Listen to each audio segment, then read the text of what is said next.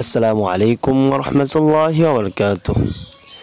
আজকে পৃথিবীর যেদিকে তাকাবেন দেখবেন মানুষ আজকে অর্থের পিছনে ছুটতেছে। কেউ সৎভাবে ছুটতেছে, কেউ অসৎভাবে ছুটতেছে। যে অসৎভাবে ছুটতেছে দেখবেন তার অট্টালিকা হয়ে যাইতেছে, মাল সম্পদ অনেক বেড়ে যাচ্ছে। আর যে সৎভাবে চলতেছে, অনেক কষ্ট করতেছে, মুজাহাদা করতেছে, দেখবেন তার সম্পত্তি বাড়তেছে না। কিন্তু আল্লাহ পাক রব্বুল আলামিন যে ভেজালভাবে অনেক সম্পত্তি বানাচ্ছে, তার সম্পত্তিতে আল্লাহ পাক রব্বুল আলামিন বরকত রাখতেছে না, সেটা একদিন ধ্বংস হয়ে যাচ্ছে। আর যে সৎভাবে টাকা উপার্জন করতেছে দেখবেন এই সৎভাবে ব্যবসা করনেওয়ালা সে একদিন টাকাওয়ালা হয়ে যাইতেছে। তো একটা ওয়াকে আপনাদেরকে শোনালে আপনারা বুঝতে পারবেন সৎ ব্যবসায়ী আর অসৎ ব্যবসায়ীর মধ্যে পার্থক্যটা কি, কোনটার মধ্যে আল্লাহ পাক রব্বুল আলামিন বরকত রাখছেন আর কোনটার মধ্যে আল্লাহ পাক রব্বুল আলামিন লানত রাখছেন। একটি বাজারে দুজন ব্যবসায়ী ছিল, একজন ছিল সৎ ব্যবসায়ী আর একজন ছিল অসৎ ব্যবসায়ী। যে সৎ ব্যবসায়ী ছিল সে তার মালের মধ্যে কোনো ভেজাল মিশাইতো না, তার মালের মধ্যে কোনো রকমের ভেজাল মিশাইতো না। যা পাইতো ওইটাই বিক্রি করে দিত মানুষের কাছে। এরপরও দেখা যাইতো এই হালাল ব্যবসায়ী লোকের কাছে মানুষের সংখ্যা খুব কম,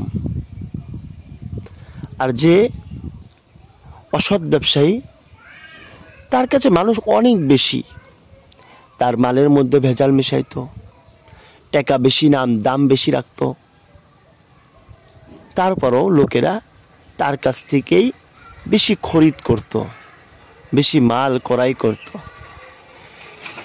তে এইভাবে চলতে থাকলো, দুইজন ব্যবসায়ী এইভাবে তাদের ব্যবসায় চালাইতে লাগলেন।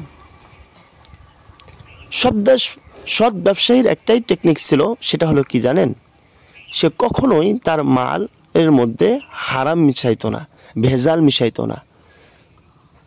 সে সৎভাবে বিক্রি করত, অল্প দামে বেশি লোকের কাছে বিক্রি করার চেষ্টা করত। আর অসৎ লোকের চেষ্টা ছিল যে মাল যেটা ছিল সেটার মধ্যে ভেজাল মিশিয়ে মানুষের কাছে বিক্রি করত। এইভাবে যখন তাদের ব্যবসা চলতে লাগলো, দেখা গেল কিছুদিন যাওয়ার পরে হারাম ব্যবসায়ীর কাছে লোকের সংখ্যা কমে গেল, হালাল ব্যবসায়ীর কাছে লোকের সংখ্যা অনেক বেড়ে গেল। তো হারাম ব্যবসায়ী পেরেশান হয়ে গেল, চিন্তা পড়ে গেল, এমন এক পর্যায়ে চলে গেল যে তার ব্যবসায়ী বন্ধ করা লাগবে। আর হারাম আর হালাল ব্যবসায়ীওয়ালা এমন এক পর্যায়ে চলে গেল যে সে মাল বিক্রি করে শেষ করতে পারতেছে না, এত লোকের ভিড় লেগে গেল, প্রত্যেক দিন তার অনেক মাল বেশি বিক্রি করতে হইতেছে। তো এটা দ্বারা একটা জিনিস বোঝা যায় যে কোনো ব্যক্তি যদি হালালভাবে চেষ্টা করে, দেখা যাবে আল্লাহ পাক রব্বুল আলামিন তার ব্যবসার মধ্যে বরকত দান করবে। আর যে ব্যক্তি হারামভাবে ব্যবসা করবে, মানুষকে ভেজাল খিলাবে, আল্লাহ পাক রব্বুল আলামিন তার ব্যবসাতে বরকত রাখবে না।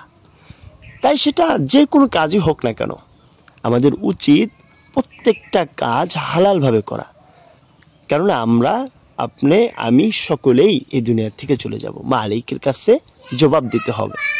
আল্লাহ পাক রব্বুল আলামিন আমাদের সকলকেই হালালভাবে ব্যবসা করার তৌফিক দান করুক।